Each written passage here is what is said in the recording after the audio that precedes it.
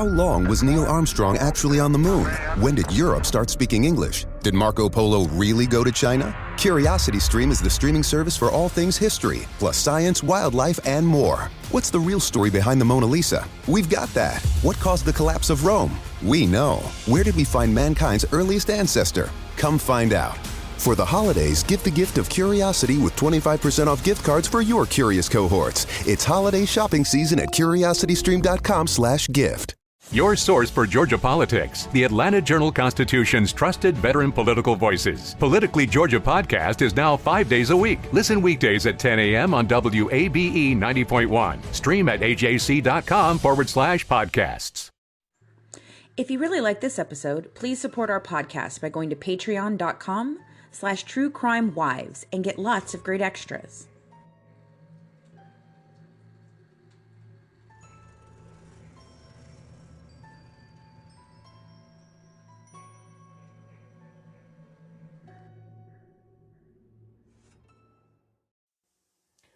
On the Good Wife's Guide to True Crime, we discuss crimes that some may find disturbing. Listener discretion is advised.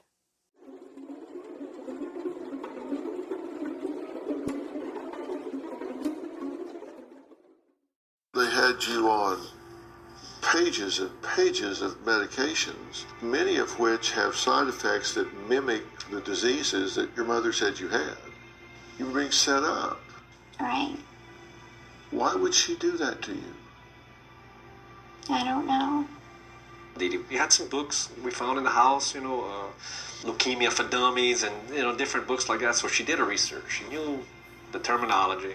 She knew how to make Gypsy appear to have certain symptoms by giving her certain medications. She was pretty slick. What does that cause you to feel when you realize how viciously exploitive this woman was with you?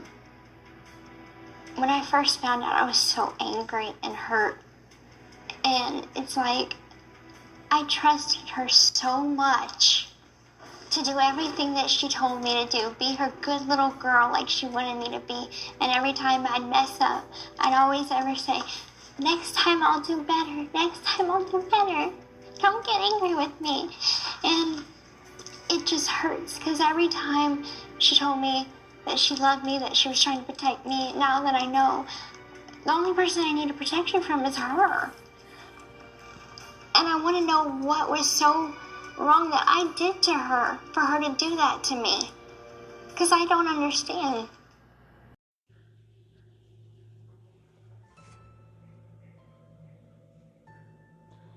I can't begin to tell you how happy I am to finally be closing the door on Gypsy's medical files. These records have caused me such anguish and grief over the last 3+ years. It's been interesting for sure, but I can't say I've enjoyed researching them. I can say that the ladies that helped me make sense of them are some of my most cherished friends.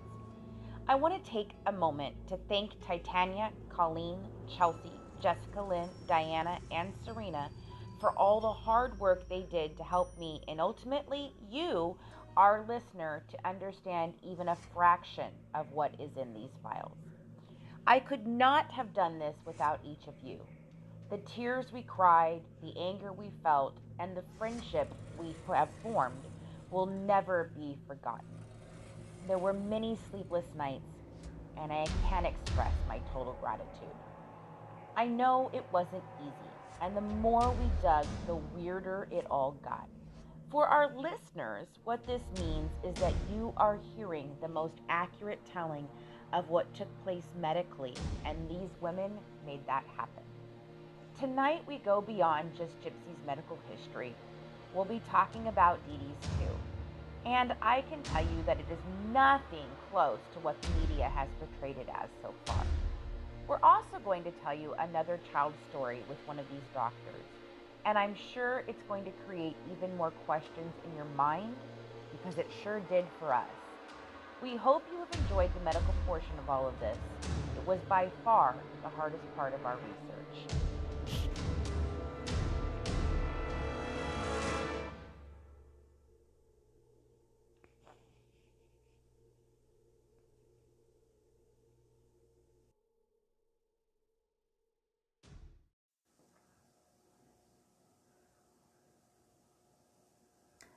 Hey folks, it's time to grab your glass of wine because the good wives, Fancy, Colleen, and Christina, are about to serve up another true crime case.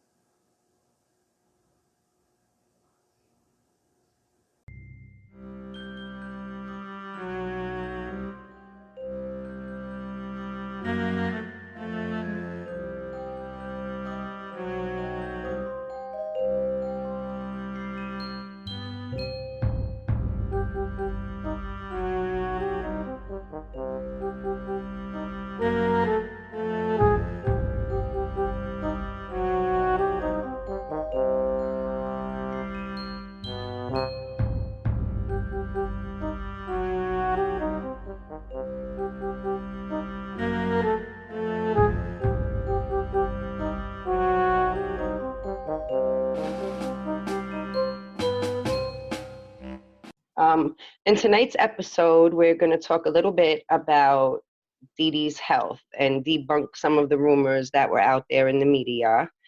And we're also going to talk about the rest of Gypsy's medical in Springfield, which is where things get really strange. And we notice that her medical starts to change in terms of how it was in Louisiana, and also how the fraud starts to ramp up a little bit.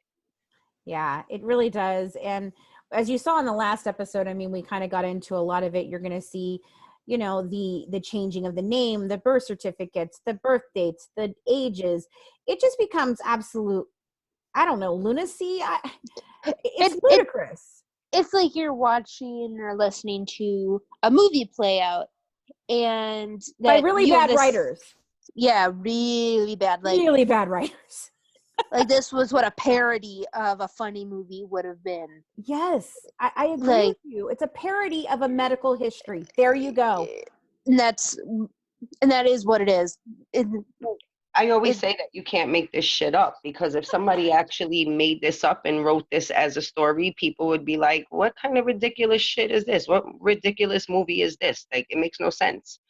But right. It's real. And like it's beyond any movie you could imagine. If I walked into a Hollywood office without saying, now I want you to understand this is based on a true story, and I pitched this, they would laugh me the hell out. They would just be like, lady, there's no way that all this happened. There's no way this all happened to one person. And that is completely ridiculous that any of that actually, you want me to believe that any of this is realistic. And I would be like, well, let me show you these documents, sir, because they really are realistic. And, you know, when we were writing the script for the pilot, I mean, we went through many different versions to try and figure out how to lay this out in the best way that people could even understand. And, you know, we had to go through different ideas of who would be the narrator in the story, because it was just completely 100% unbelievable. I'm excited to talk about tonight our interview with the patient of Dr. Flasterstein. Flasterstein. I am too, because I think it shows a pattern of why he may not have wanted to really get into reporting her. And, you know, I just... Right, because to chart in a patient's file that I suspect Munchausen by proxy, but to not really, you didn't do anything with it. Did nothing. And you just charted it, and that was it. So you recognized the pattern of behavior, but you didn't follow your duty to the medical profession, and neither did really anybody in your staff. And I have a problem with that. Nobody in the whole thing of this did what they were supposed to do. I mean, let's just be honest. But if somebody were at least to say that, right, you know, the doctor wrote in his note, I suspect Munchausen by proxy. So anybody who then touched that note, read it once, should have reported it. Sure. Even if everything else was perfect. If that note was there, that should have been a red flag. Okay, and anything in the whole hospital system should have been flagged. And then saying afterwards that, well, I just didn't think anybody would believe me because she was so well, you know, inundated in the area and in with other doctors and nurses, and everybody loved them. I don't give a shit. I'm sorry. that everybody can love Ted Bundy too, but he still killed people. Like, I mean, exactly. you can have the nicest person in the whole wide world that sits next to you in the office, and they can go home and beat the ever-loving crap out of their kid. I mean, that happens. Police officers, are always acute. There's lots and lots of cases where police officers are amazing. Police officers go home and beat the shit out of their wives. So Yes, because a person looks nice or seems nice does not mean that they are not abusing somebody. right, and it really can go in any direction, because the weirdo, Jeffrey Dahmer, Right. All of his family was like, oh, he's just a weirdo, not really anything of him, it's just weird. No, Right. he is a killer cannibal. Right. Like, there are, guys who volunteer for schools and Boy Scouts. Yep. And, he just, he's a family guy. He has kids, not think anything of it. He's a predator and a pedophile and sexual predator. Well, let's talk about, let's think about priests for a second. I mean, this is supposed to be the holy of all holy men, right? And it goes on for centuries of them doing what they do to children, and it's covered up by them and everything. But Father so-and-so, he's an amazing guy. No, he's not an amazing guy. He's a fucking pedophile. Like, and I'm not saying that all priests are pedophiles, but it's very rampant and it's covered up over and over again. And I think that that's kind of what we're seeing here is like, do not it's the Divine Witness Protection Program. Do not judge a book by their cover, either way, good or bad. And that's how this case has to be looked at. Gypsy's a very innocent-looking girl. Right. Nick, it looks like a weirdo. And these doctors were still doctors. Right. And Dee Dee looks like this wonderful, caring, loving mom who is literally killing her child. So, that's one of the reasons I'm excited tonight to talk about Dee Dee's medical history and her medical conditions, because it's an interesting way how she's portrayed as now in the end a sickly woman who's getting sicker and sicker. And it's interesting to me the way the media portrayed her and the way the act and other things that we've seen have portrayed her as her health was rapidly declining. Sure. So that's one of the things that I'm excited to talk about tonight and debunk a little bit of that for people that think like, oh, well, Gypsy's mom was so weak and so sick that Gypsy could have just walked out of the door and Dee Dee wouldn't have been able to do anything to stop her because she was so ill at that point. Right. And the thing is and we'll talk about this when we get to the aftermath and our wrap up with our final thoughts, but there is so much in this case that the media has presented in a way that really has continued the lie and skewed a lot of what people believe about this case, because it has been betrayed one way. And I'm telling you, as Sheriff Arnott said over, in his conference, was nothing is as it seems. And that is absolutely 100% true for this whole case, from the doctors to Gypsy, to Nick, to his parents, to her parents, to Gypsy's parents, to Dee Dee, to Dee Dee's family, to Christy and Rod. It goes on and on. Everything. Literally nobody in this is what they seem. They aren't. Don't go anywhere. The Good Wives will be right back. Hey guys, it's me again, Cajun Mama Ty here, with another great recipe. As you know, the Good Wives are on this journey, as well as I am too, and we are headed into Wisconsin, leaving behind Springfield, and we're at the home stretch, ending this Gypsy case. We have this easy recipe while you're listening to this podcast, gathering all the information we have. You can make this easy chicken and dumplings recipe, and oh my goodness, it is absolutely delicious. Can't wait to share it with you. And we're gonna move on into the new year. And there's not an entire much going on in 2013 that's so much out of the ordinary for you guys to hear us talk about. But one is in August of 2013. It's another social work note, which are always fun. What document are we looking at? 8/13/13. 8/13/13. Okay. And you should read it. It's so funny. I should read it because it's so funny. That's always good. I always want to hear that.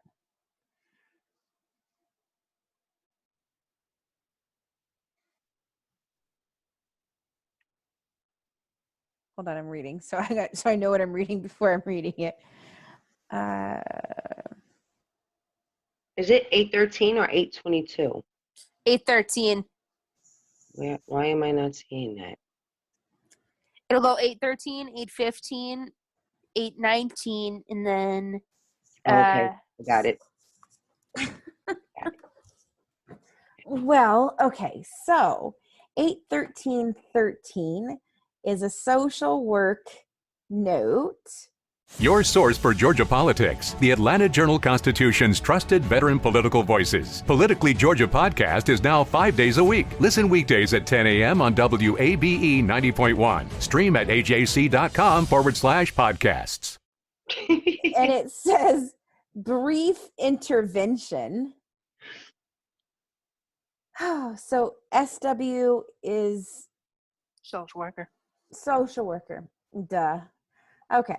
Social worker received a phone call from patient's mother via social worker's main office. I'm sorry, I have to burp. Okay. I've only been drinking water, I promise. Patient's mother stated that patient has an appointment scheduled tomorrow and requested help locating a discounted hotel because Ronald McDonald House was full. I bet. Social worker provided education regarding Medicaid's requirement of advance notice for assistance with lodging, as well as the assistance that social worker could provide in completing pre-authorization forms for future appointments. Patient's mother expressed appreciation and requested that a discounted hotel list be emailed to her. Social worker encouraged patient's mother to contact social worker with any questions, or if she required any additional assistance, social worker will remain available. And this took anywhere from 16 to 30 minutes. That email's hilarious, though. Now, was it Ronald McDonald House that she was kicked out of?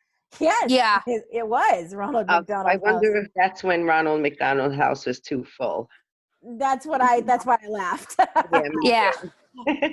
I bet it was too full. I bet it was too full. Oh, boy. Crazy people. That's what I bet it was too full for. Yeah, because Okay, this but appointment's in Kansas City. Okay, but this is in 2013. Like, she doesn't know this shit already. Right, like Travelocity.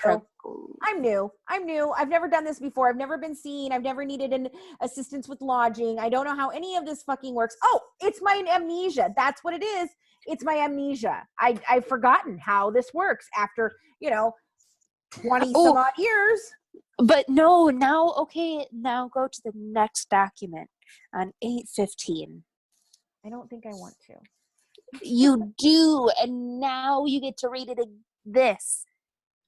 But you can't read it in advance. You just have to read it.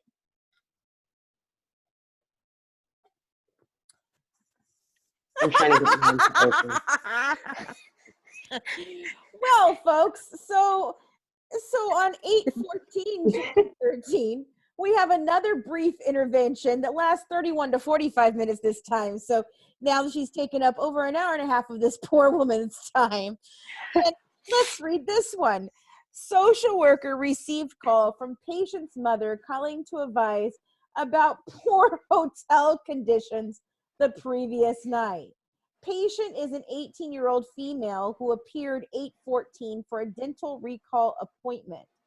Patient's mother reports that the hotel, the Extended Stay America, was unclean, and she and patient left and stayed the remainder of the night at the Best Western.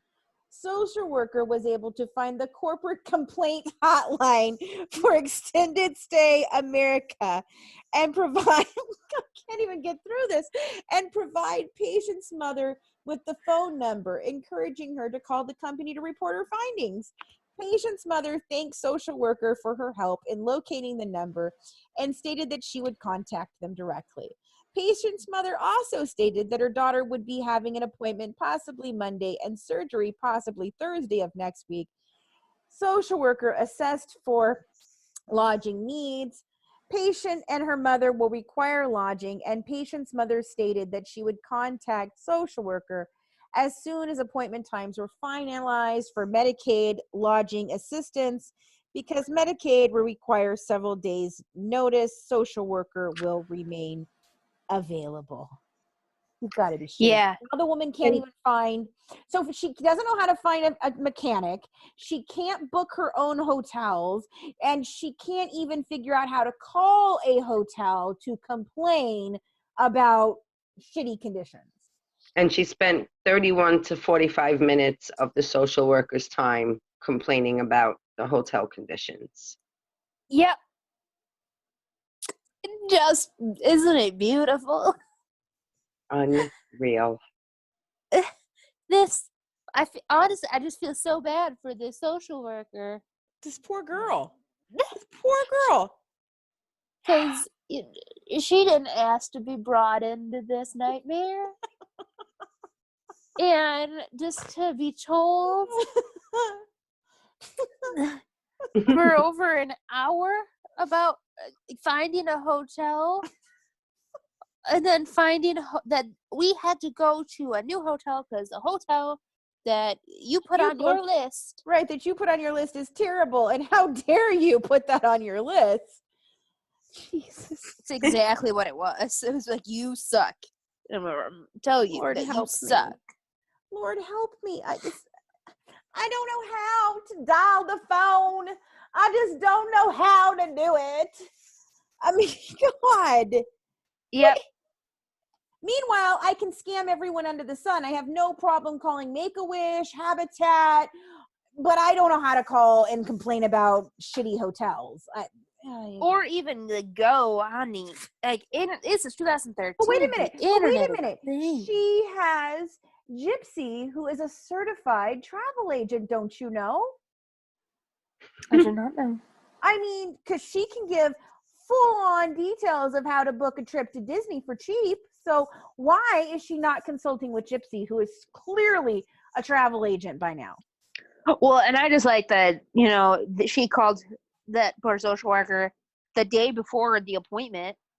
Like, so she was like, I need less than 24 hours notice prior to your appointment time. Like, especially, you were going to Kansas City. Like, you had the Angel flight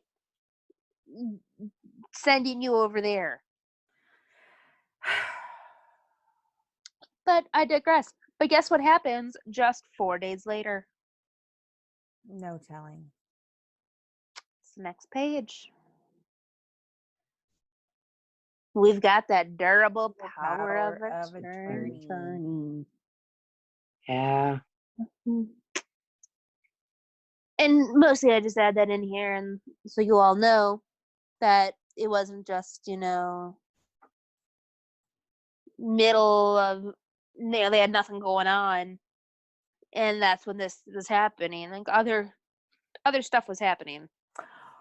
Oh, my favorite document is coming up. Which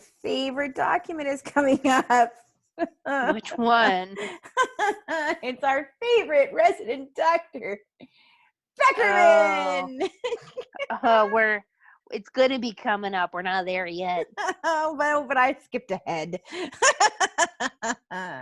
We're close to there. We're close. I skipped ahead. I'm sorry. Yes, you did. Okay. But, so, nothing really to talk about the power of attorney besides the fact that it happened. and it's totally false, and it was never filed, and it has 3 different dates on it and 3 different.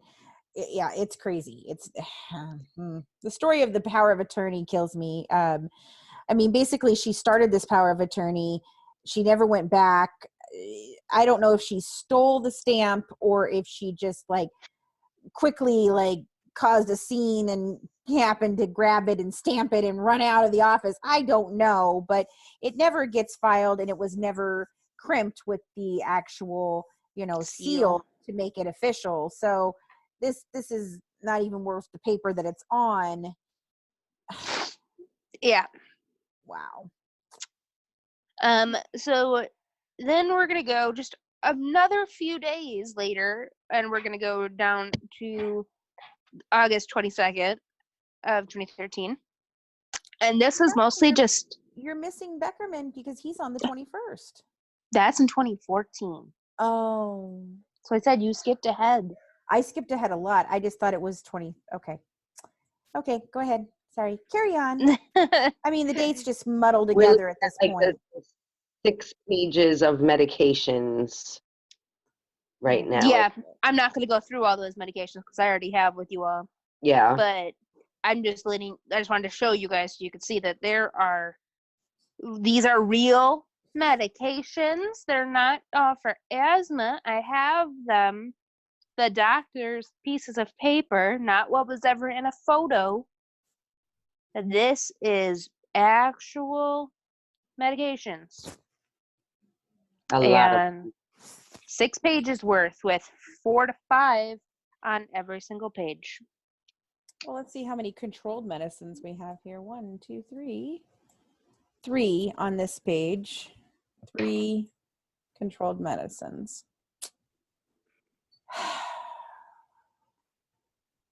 Unbelievable. So now we're going to go into 2014. Yay! But we're not at Beckerman yet. I know. We're getting into your year, though. Fabulous. So I believe the first one, it's not going to be that far off from that. No, it's not, right? It's only one more document prior to your Beckerman page. It's another medication orders page. But Right. when it talks about the opioids and the pain medications, I flagged this one again because this is a year later and she is still on 2 different narcotics. Okay, just 1 second. What, babe? I'm going to bed. Okay, I love you. Sorry I got loud. No, you're fine. I just needed the door to be shut. I'm excited when Butcher says, so what are we going to do about that Honda Prelude? Aw. Okay. So Night, Craig. Well, good night, Craig, the ladies say. Good night, ladies. Well, Hold on. I got this Volvo Penta Marine engine over there. It's got Solex carburetors, dual overhead cam. Makes 140 horses. It's got everything. It's complete. Hold Why don't on. we throw that? Why don't we make an adapter and throw that in the Honda? Okay. Go to bed. That car Go to bed. flies at 120 miles an hour. Go to with bed. 95 horses. Go to bed. Can you imagine that car with a Marine engine in it? Go to bed. Go to bed. Just go away. Go to bed. He wants to put a boat motor in the car. Okay. Well, that's fantastic, babe. We can do it. We could I do heard him it. say that. We could do it. We could do it. Yeah. He sounds like he was advertising his Yeah, I know. knives again. He sounds like he's advertising his knives again. I love you, Colleen. When I go for butcher, I go butcher. It's $500. Why would I go through all that and buy a complete car and just swap it into that? Okay, babe. You know what? You don't support me, and I don't like it. I do support you always. So, okay. Oh, that was good. All right. Oh. Okay, so we're on this medication order. Yeah, it's essentially, I was just saying that Whatever. I was just talking about how you make amazing food at work today. So why don't you just shut up about how I don't support you? All right, go away so I can finish what I'm doing. Colleen would like to go to bed sometime tonight. She has to get up at 4:00 in the morning. All right. It highly is overrated, but it's as overrated as vision. overrated as a pigeon? No, as a pigeon. She thought you said overrated as a pigeon. Oh my God. No, those are delicious. He said overrated as vision because he works in a glass lab, so he's being funny. Oh. Okay. Did you know that pigeons only exist in North America because they were brought here by Europeans as food? I so don't give a crap. Will you all go away? Oh. Okay, let's see here. Almost done. What were the controlled medications she was on at that time? The narcotics? So Hold on. Let them clear this room. They're leaving now. Okay, go ahead. Christina, say that again. What were the narcotic medications that she was on at this time? So she was on both fentanyl, oxycodone, and roxicodone, and several different benzodiazepines with lorazepam. And I flagged this file because it doesn't have all of the pain medications on there. It does have 2 of them, but then if the page prior to that, it asks the patient what level her pain is at. And Christina, what does that say? Oh wait, I'm not on that page anymore. Oh, so close. Wait a second. I have a zinger after she's done on this page because it's wonderful. Wait, where am I? I got caught up on July 21st because July 21st is fucking priceless. Sorry, I jumped ahead. Wait. Where is the pain level? Sorry, it says comfort assessment. We're very ADHD today. We can't focus any longer. Which page though? The 7. It's 7/16/14. The first one or the second one? The first one. Beat you. Hey guys, it is Ryan. I'm not sure if you know this about me, but I'm a bit of a fun fanatic when I can. I like to work, but I like fun too. It's a thing. And now the truth is out there. I can tell you about my favorite place to have fun. Chumba Casino. They have hundreds of social casino style games to choose from with new games released each week. You can play for free anytime, anywhere. And each day brings a new chance to collect daily bonuses. So join me in the fun. Sign up now at ChumbaCasino.com. No purchase necessary. VGW Group. Void where prohibited by law. See terms and conditions. 18+. Judy was boring. Hello. Then Judy discovered ChumbaCasino.com. It's my little escape. Now Judy's the life of the party. Oh, baby, mama's bringing home the bacon. Whoa, take it easy, Judy. The Chumba life is for everybody. So go to ChumbaCasino.com and play over 100 casino-style games. Join today and play for free for your chance to redeem some serious prizes. ChumbaCasino.com. No purchase necessary. Void where prohibited by law. 18+. Terms and conditions apply. See website for details. Okay, wait. Oh, no pain. Comfort assessment, no pain. Yeah, so essentially she's on all of these pain medications for pain. Well, that's why she has no pain, Colleen. Don't you know? Oh, a pain goal is not 0. Any medical professional will tell you that your pain goal needs to be realistic, and if you have severe pain, your goal is most likely a 4 or a 3, not 0. 0 means you should not be on any more pain meds. Oh yeah, because a 4 or a 3 would be a huge improvement for me for like a daily basis. I don't think I've ever been at a 4 or a 3. No, so me neither. I would never expect to be at a 0. God, no. Never. If I woke up and I was at a 0, I would be convinced that I had died in my sleep. Me too. I'm just saying, I would be very convinced, and I don't know if you could convince me otherwise. My husband would be like, no, honey, you're here. No, I'm not. No.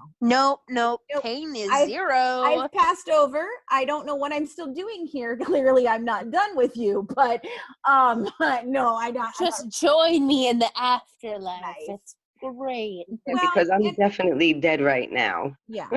And okay, so here's the interesting note here. This is funny. So in other allergies, dun, dun, dun, we again have processed sugars, and it's anaphylaxis to processed sugar. Has anaphylactic reaction to processed sugars. And if you look at the severity, it says life-threatening. Life-threatening. Yes. Processed sugars. Now, processed sugars, wouldn't that be processed sugars would be in Pediasure? Yes, processed sugar is in Pediasure. I mean, I'm there's lots sure and if I lots looked of at a label of Pediasure. I can tell you right now, Pediasure. I'm pretty sure it's the second. I think it's water, sugar. I think the milk protein is like the fifth ingredient in Pediasure. I think water and sugar are the first two, if I'm not mistaken. Well, let's see. The internet is helping us today, guys. Let's see what we find here. Water, vitamin A, vitamin B, calcium, sodium, copper, iron, zinc. Where is it? One bottle of Pediasure ingredients is water, sugar. And there are 18 grams of sugar in one bottle. 18 grams of sugar in one bottle. And she gets 4 to 5 every night. Yes. Oh my God, the stupidity on this astounds me. Yeah, guys, so let me say astounds me. This is a problem. See her. Okay, there she goes.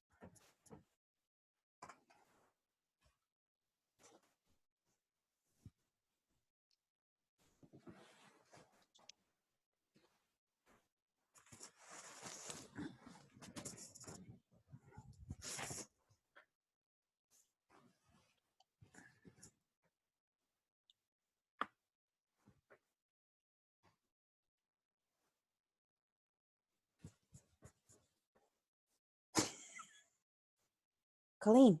Yes. You can go. Okay. I couldn't I was giving thumbs up. I was pointing at you. I couldn't see it. I just saw Christina's background. Let my dog in here. Otherwise, they'll bark at the door. Hold on. Oh. What are we on, Colleen? 821? Yep, 821, and I think the second image of 821. That's the start of the note. No? Okay. Come on, Mommy. Get up there. Get up there, Mama. Get there. Okay. All right. So we are starting this with our note on 821 by our favorite doctor, Dr. Beckerman. No, start over. Okay. No, so. Okay. Thank you. It's really hard to not say that. I know. And you're not starting because this is like the end of an episode. End of an episode. Or the beginning of an episode. I don't know. It'll be somewhere, but just don't start like we're starting because we're not. Okay. So on 821, damn it. On 821.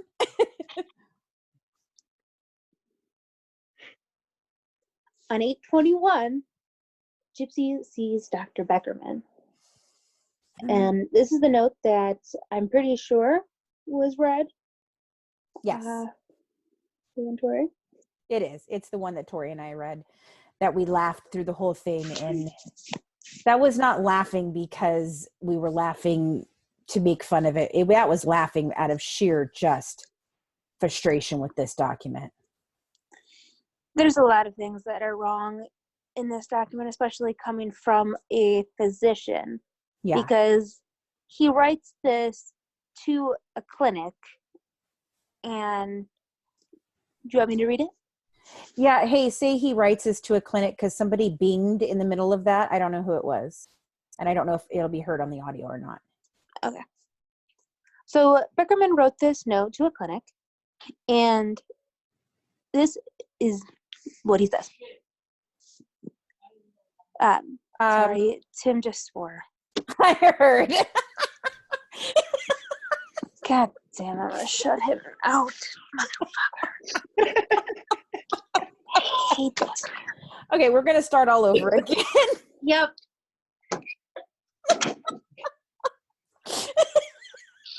Don't worry, my son will be out next to interrupt. All animals, husbands, and children, please shut up. Well, I just talked with my husband today about next year. By next year, I want to do traveling shows, you know, and I want to get like an RV and we'll just travel around. Like, yeah, so we could be away from them. We'll have a studio and traveling studio. I like it. Yes, a traveling studio. Yes. Okay. On 8/21, Dr. Reckerman writes this sleep code note to a clinic, and I'm just going to read right from the notes so you all can understand what our sheer frustration with this doctor is. So this is my first official visit with Gypsy Rose Blanchard, a 19-year-old who has been an unclassified congenital myopathy. I have been following Gypsy Rose since she was 4 years of age between New Orleans and near Springfield, Missouri. Mind you, wait a minute, let's stop right there. Mind you, he just saw her just a little while ago. So it could not possibly be anything of a first official visit because one, he saw her in New Orleans. But let's just pretend that, hey, okay, I saw her in New Orleans, but I'm considering this to be my first official visit in Springfield. Nope. He's seen her many, many times already. So how this could be a first official visit, I don't know. Maybe those words don't mean the same thing. What is considered an unofficial visit with the doctor? Do you like go out for pizza and just chit chat? Like what's that is an unofficial. Well, he did have her over to the house apparently. So I guess it was probably. I don't know. Anyway, okay. So first official. Yep, first official visit. Gypsy has been well since her last visit. She has had no incurrent illnesses such as pneumonia requiring hospitalization. She continues to use her bi-level positive airway pressure support, which is a BiPAP, ST, inspiratory pressures, expiratory pressures. She has not experienced increasing muscle weakness and is still non-ambulatory in the wheelchair. Gypsy has been involved with various local, regional, and national activities involving children and adolescents who are handicapped. She recently won an award at one of those functions, and it was a national award. What the hell does this have to do with anything? It doesn't, and his grammar is just very poor for being a doctor. Like, just rambling. Like, well, my child won the spelling bee last week too. So should we include that in our next note to the doctor? But was it her school? So spelling bee, or was it a state spelling bee? Was it a national? Because it was a national spelling bee. Apparently, it's noteworthy in doctor's notes. Fucking ridiculous. And then, this is my favorite line of it all. Of course, Gypsy is my favorite mother-daughter patient. No, you cannot ever show favoritism, and why the hell are you writing it in this official note that you're sending to somebody else? Yeah, well, she's her official money ticket, so I mean, maybe that's what the fuck he meant. Today's visit was a checkup to evaluate her lung function as well as to evaluate her compliance, benefit, or effectiveness and compliance, again, with bi-level positive airway pressure support. Wait a minute. Hey, did you just say that she didn't have pneumonia since her last visit? Yes, he did. Okay, but wasn't the last visit, didn't she have pneumonia? Yes, she did. Okay, just checking. This, in case every other sentence is just hullabaloo, this entire letter is that. Continue on. So, during the period of time from middle of May to middle of July, she wavered in her use of BiPAP because she was taking care of a feral kitten that required hand-raising, frequent feedings, and other nurturing care.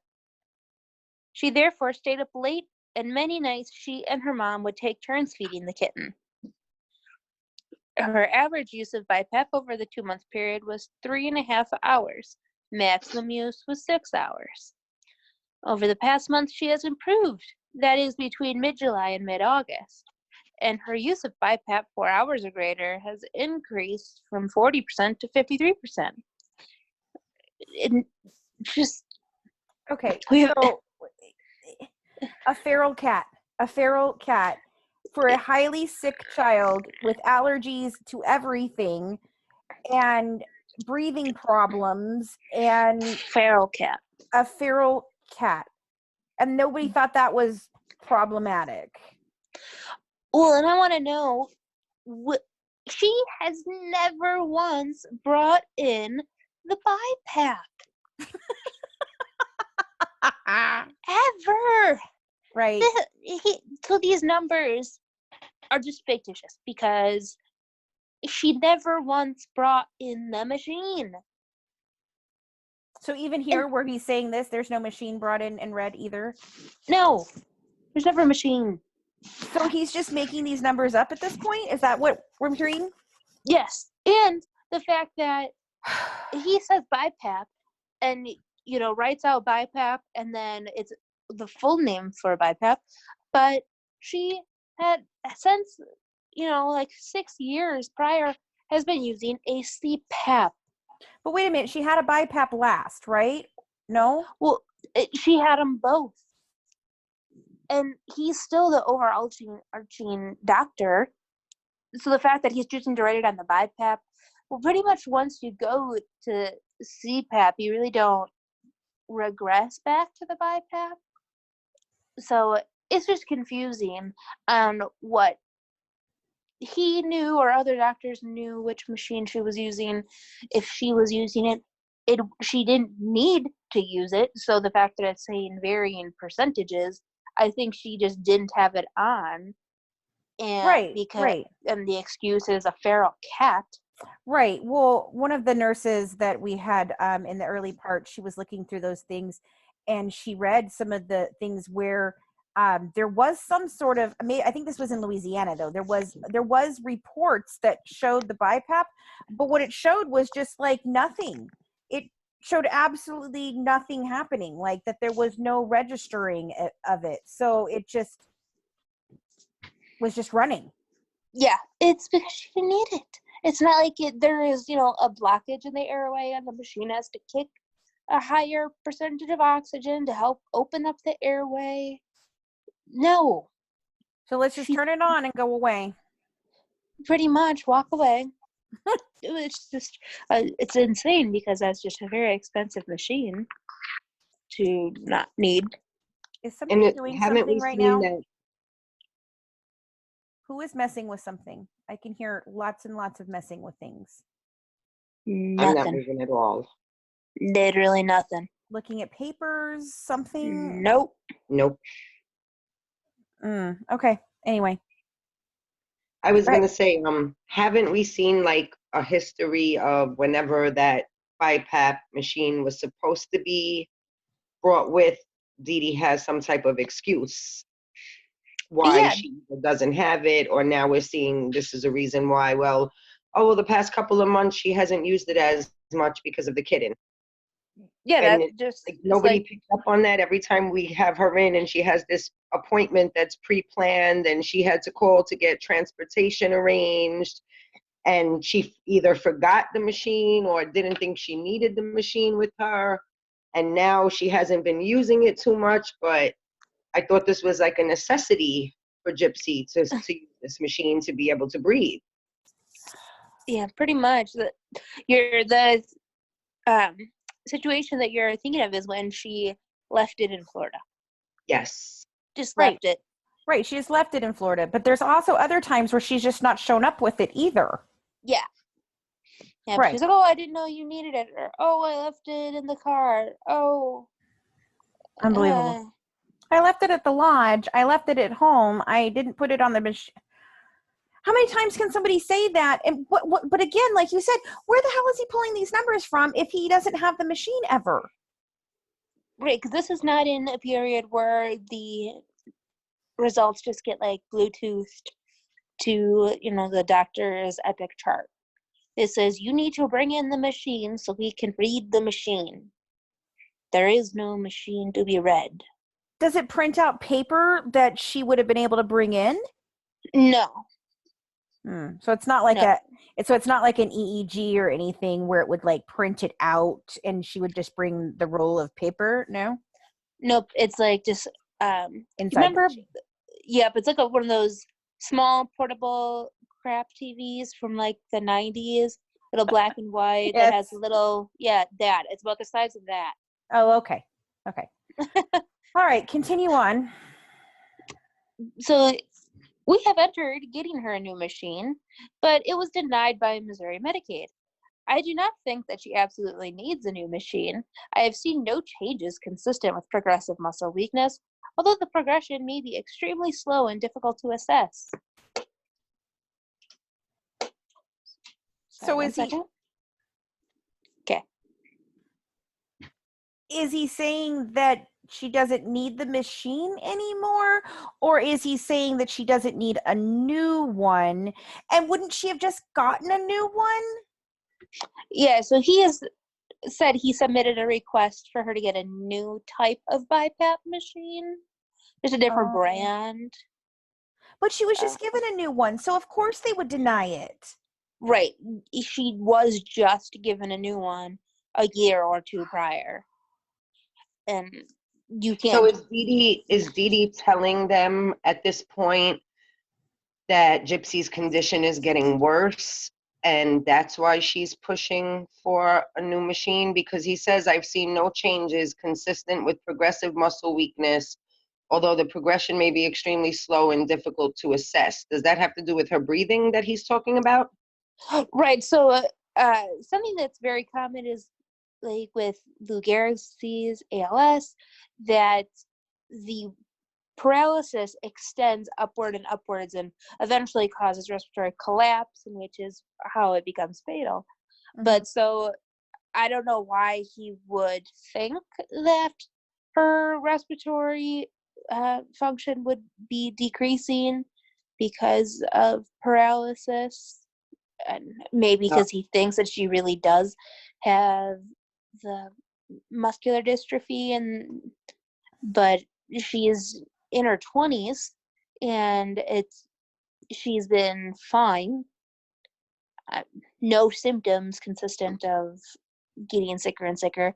So, and I can't say whether Dee Dee is trying to push them that she really is getting sicker, or if he just was like, hey, let's try to get you a new machine.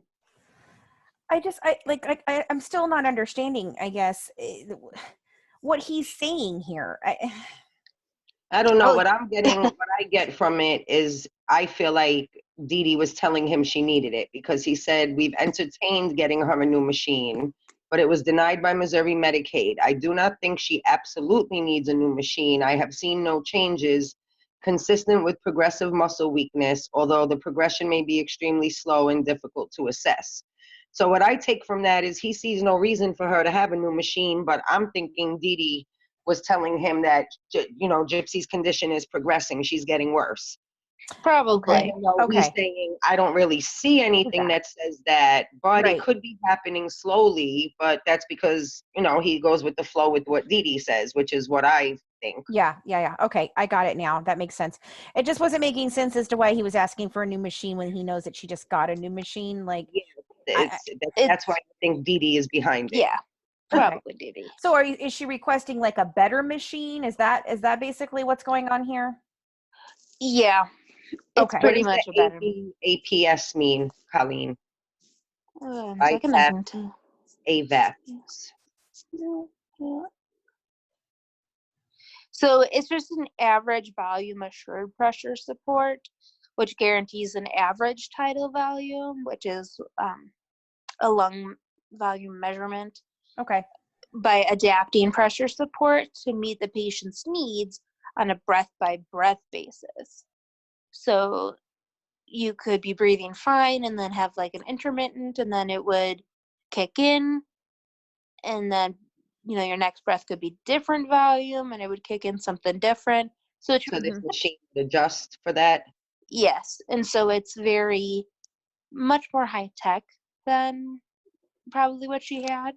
Sure. And much more expensive. So there's a reason Medicaid probably didn't want to cover it, because that she just got a new machine, but also because she doesn't need this technology. Okay. That makes sense. All right. So continuing on in this crazy freaking letter. Today's assessment of lung function shows them to be apparent from previous lung function tests in that she was not able to take deep enough breath in and blow out. Her maximum, and this is the next part is bolded, her maximum inspiratory and expiratory pressures were therefore low. Her inspiratory pressures and flows were much lower than her PFTs from 2013 before, and lower than her expiratory pressure and flows. There was variability in that measurement, and I think she was having vocal cord abduction problems and closing her vocal cords associated with anxiety. I don't know why he felt the need to bold this section, and pretty much he contradicts himself. Yes. Because he, in the beginning, says that she wasn't able to take deep enough breaths and that her pressures were low and that he's concerned about it. But then at the same time, a sentence later, he says that he thinks that there was issues with her vocal cords and anxiety, and that's why they were low. Right, but then he goes on later to say even more contradictory things, correct? Yep. Okay. So she did, however, take 2 puffs of albuterol. Her breath sounds increased, but I believe that was involuntary. Okay.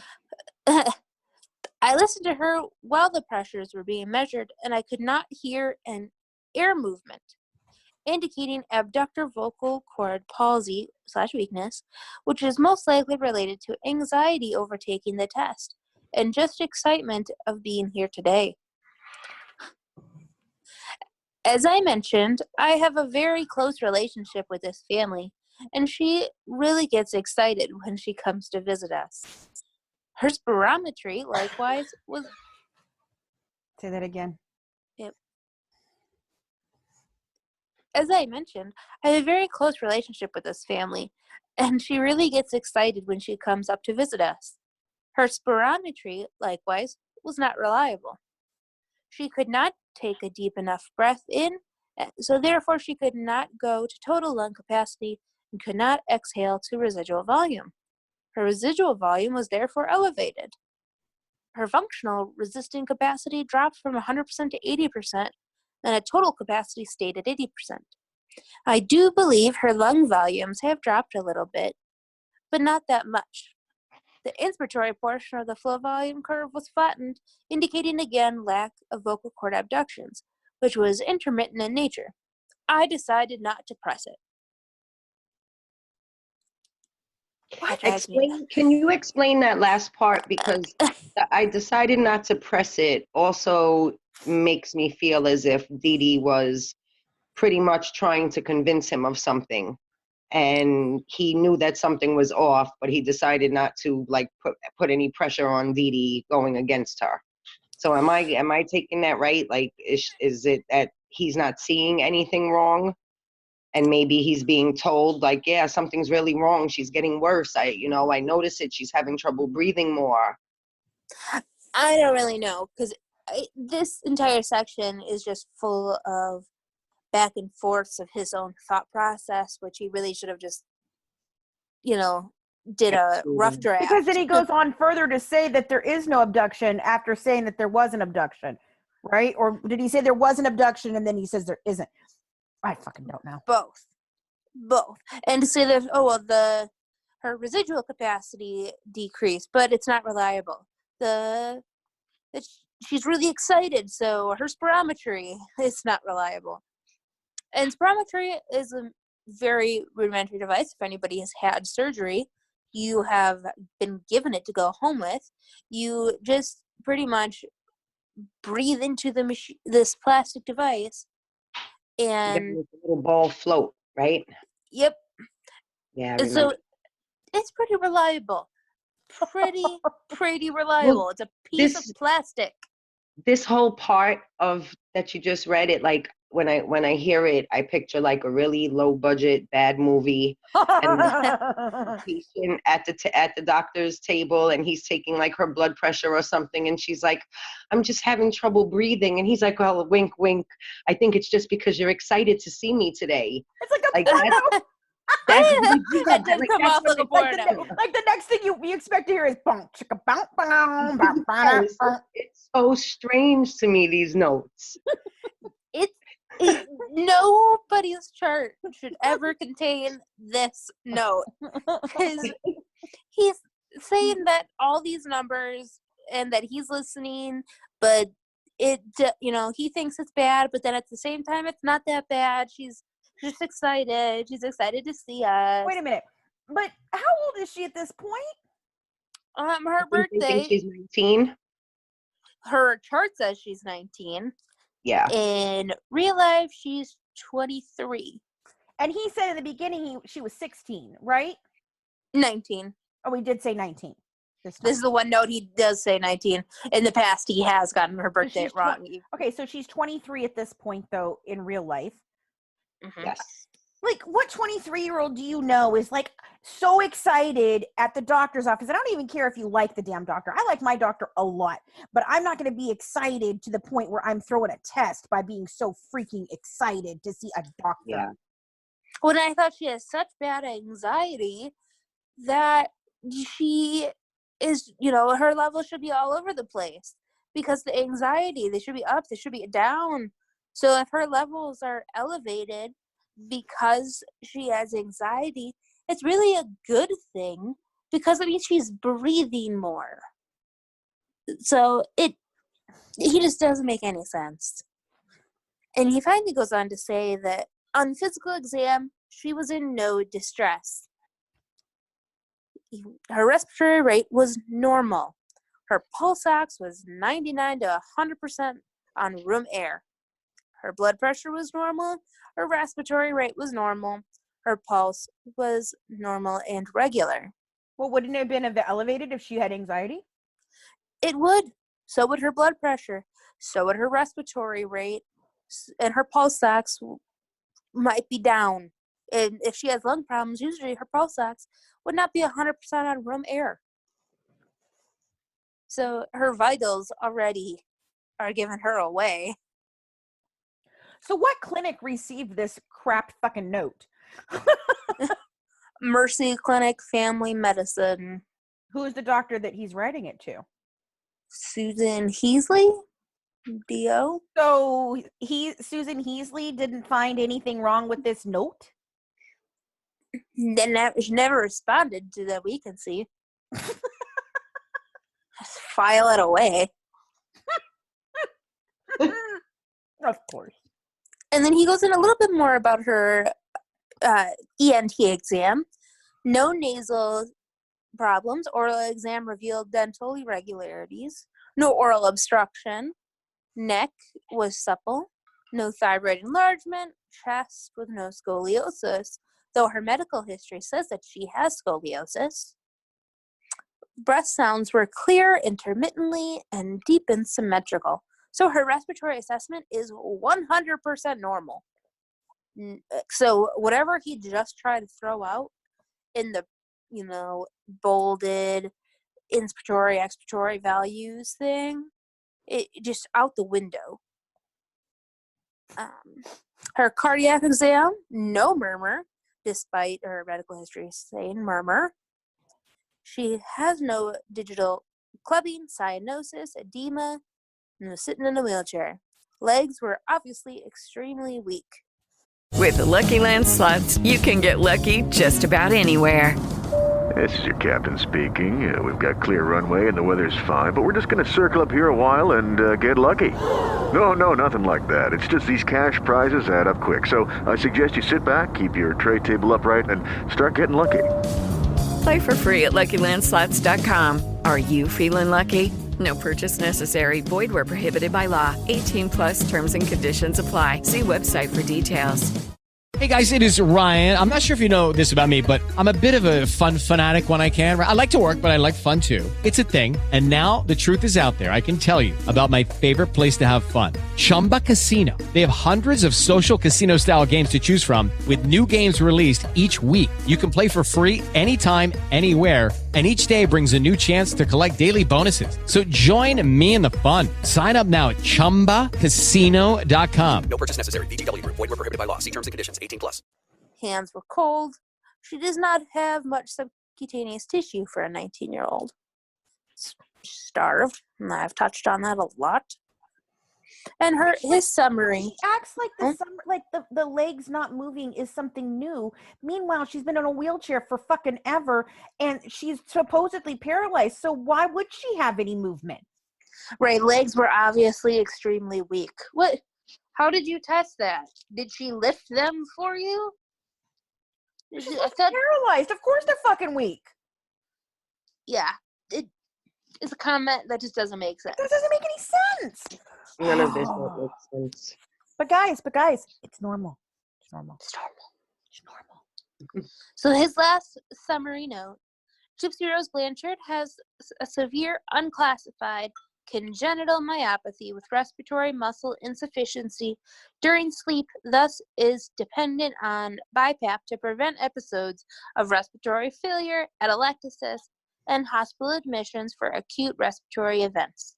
She may have a little bit loss of lung function over time with mild respiratory muscle weakness. Today's lung function... Didn't he just say it was severe? Yeah. How is it severe and mild? I don't know. Those two words don't go together in the same sentence. And that he is saying that the BiPAP is helping prevent episodes of respiratory failure, atelectasis, and hospital admissions from respiratory issues, but all of her vitals were normal. Her tidal volumes really were normal. Her BiPAP usage is pretty much none. Yeah, because of the feral cat. Yeah. So, I don't know. And then he writes the last bold: today's lung function tests were not representative of her usual baseline state and were hampered because of some anxiety induced by testing, excitement, and vocal cord dysfunction. This sometimes may be interpreted by her asthma because she becomes short of breath. I will consider having her seen by the asthma vocal cord speech therapist. I would like to see her back in 6 months. I don't even know what we just read. It really isn't. It's mostly him contradicting himself over and over again. Yes. Oh, she's anxious. She doesn't have any elevated tests, but she's anxious, but that doesn't mean anything. But, this isn't normal of what she normally has, but yet it didn't seem any different than last time. But what in the ever-loving fuck, man? It's just him saying that she's sick, but she's not sick, but that she's really, really sick, but she really isn't. She's just excited. Is that a banana in your pocket, or are you just happy to see me? I don't understand. Who actually writes this down and thinks, yep, that's perfectly normal? That's a great report. Excellent job, doctor. Well, right. His grammar sucks. His medical knowledge in this letter sucks. And why were you writing half of this stuff down to send to a different clinic than your own and to put in her file in general? This is creepy. I mean, who gives a shit that she won some national shit and thing? What does that have to do with anything in the medical file? And that's your favorite patient, favorite mother, that she is just really excited, happy to see her. Like, no. He spends two paragraphs. No. Like, I just, God. He spends 2 paragraphs saying how her lung function sucks, but that it's normal, but unreliable, and then sends a whole paragraph about how all of her vitals and physical exam were above normal. But then that they're actually normal. Like, he thinks that they're above normal, but then when he actually goes into detail on it, he says it's all normal. Yeah, he just doesn't make any sense ever. Unbelievable. I don't know how many times you can say unbelievable. I really don't. I don't know. There's absolutely no explanation for any of this. There is nothing logically explanation for this. There is no way. Legs were obviously extremely weak. How did you measure this, doctor? Dee Dee said so. She's weak. Weak. No, she's supposed to be paralyzed. So I think that goes beyond the word weak. I don't know. Right, her legs didn't move at all. No reflexes. Because if you're paralyzed, your legs are not going to move, right? I mean, you would have to have somebody move them for you. That's what happens, right? Correct. Okay. I just, they wouldn't just be weak. They would just be pretty much non-existent. Right. He could, like he said that her not having much subcutaneous tissue, that would have been fine. Saying that there was muscle atrophy, right? Anything other than the word weak, because weak implies movement. Right. Movement means not paralyzed. Paralyzed means she doesn't, or not paralyzed means not needing a wheelchair. But that's the last we see of her in 2014. And so now we're on 5/4 of 2015. And there's 2 visits, actually. Let me know when you guys can see them. We have 5 minutes left. Are we going to get through this in 5 minutes? Yes, we can. Okay. Yes, we can. Yes, we can. Okay, go ahead. What are we on, the physical exam? I'm not even looking, so just go ahead. I just want to make sure. Actually, I think it's the same doctor. No, it's different. Maybe it is. Who knows? Maybe there are multiple personalities too. Sorry, I just want to make sure I'm on the right one. So I'm going to go to the physical exam. Okay.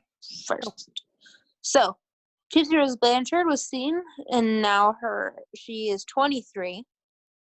So her birth date is back into 91 again, despite being seen in Springfield again.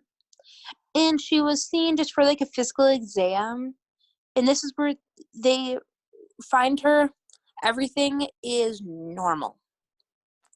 Just everything. Her head's normal. Her chest is normal. All vitals are normal. That she is neurologically alert and oriented and answers questions appropriately. And that the doctor, or the nurse practitioner, writes that the patient or mother reports she's doing very well and are just here to establish care closer to home. She is currently using a nasal mask with a chin strap and waking with a dry mouth. Discuss the importance of maintaining an oral seal and ways to achieve this. She was shown several styles of chin straps available, but also discussed switching to a full face mask. They plan and look into these options. She will follow up in 6 to 12 months, contacting the office sooner if needed. So mostly just them saying that, yep, she is normal. So wait a minute. Is that meaning that they're not indicating that there's a CPAP or BiPAP at this time? They're saying that she's using just a nasal mask but that her mouth is getting dry. So they're telling this doctor that she's not, they're not saying she's using a BiPAP or a CPAP, just a nasal mask. Yes. So basically, okay, so this is what I'm seeing here. So Kansas is starting to get, Kansas City is starting to get kind of muddied over there. And so now we're into Springfield now, and we just want to establish, care closer to home. We're tired of getting on the Angel flight and going to Hope Lodge and staying in shitty motels. So we're going to start over here, but we're going to start all over because we're not going to tell anybody that we have a BiPAP or a CPAP or any of that. Pretty much. It's definitely restarting because, yeah. And this is when? This is in 2015. This is 5/4/15. So a month before the murder. Yep. So she was, the doctor writes a little bit in his note then that it's the same appointment, but one was seen by the nurse practitioner and then she was seen again by the physician. That she has a history of muscular dystrophy and is wheelchair bound, cognitive delay, and her mother reports that she functions on a 2nd grade level. Reports that she's doing very well, but here to establish that care closer to home, that she nightly use of an average of 3 hours. I still don't understand why that gets thrown in there and why they're even telling the doctor, like, yep, she's only sleeping 3 hours. I don't know, maybe so they give her more pain meds and knock her out. I don't know. No, it would be to start a new BiPAP machine. But no, I know what I think is happening right here. This is literally the setup for them to get new medical records to take with them wherever the fuck they're going to go to. Yeah, probably. That makes sense. So this is her long game again. This is where she's going to recreate new doctors, new records, everything in Springfield, nothing about Kansas City, and she'll take those to wherever she is and say whatever happened before was whatever, da-da-da-da-da, and she's starting all over and she's only got these records. Makes sense. All right, we're less than a minute out, so if there's anything else we need to come back. Nope, that's it. That's it? Yep. Wow. Okay. So tomorrow we need to do the opening. Don't go anywhere. The Good Wives will be right back. Hey guys, it's me, Cajun Mama Ty here with our recipe, Easy Chicken and Dumplings. This recipe is awesome. It takes you about 30 to 40 minutes to make, but oh my goodness, if you got the right seasonings and the Cajun Trinity, you're going to have it made. So to start our recipe, we want to go ahead and take our chicken breast, cut them into cubes like 1-inch size so that you have it, so that it cooks a little quick, but not too quick. We don't want the chicken to be dry. Then we're going to combine into a large boiling pot the chicken broth, the chicken breast cubes. Do not forget your Cajun Trinity, onion, celery, bell pepper. You want to use baby carrots. You can put a little bay leaf, salt, pepper. You can even take a dash of Tony Chachere's or Slap Your Mama and put it because you want a little bit of a kick. You bring it to a boil. Once it's boiled, you reduce the heat to medium and you cover the pot. Let it simmer until your chicken is no longer pink. That'll take you about maybe 25-30 minutes. Then while that's being done, you want to take your baking mix, which I like to use Bisquick, and you want to do your Bisquick and butter and milk. You can add a little butter to it, and then you mix that together. You want your dough to be soft but not sticky. So once it's all mixed together, you're going to take it and you're going to drop about golf ball size little balls into your chicken broth, and you put your cover on top. You want to make sure you don't stir in it because you don't want to break up your dumplings. And that usually takes about 10 minutes. So you put your cover on, you let your dumplings cook. Once your dumplings are cooked, guess what? Your chicken and dumplings are all ready to go. It's delicious. It's an awesome recipe for your cold, cold nights in Springfield and in Wisconsin. So let's get together and still listen to this awesome podcast so we can have a great day. Y'all have a good time. Bye.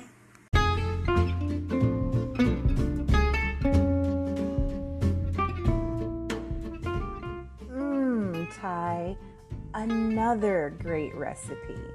For the full recipe that was shared tonight, join us at our exclusive membership club at www.patreon.com/truecrimewives.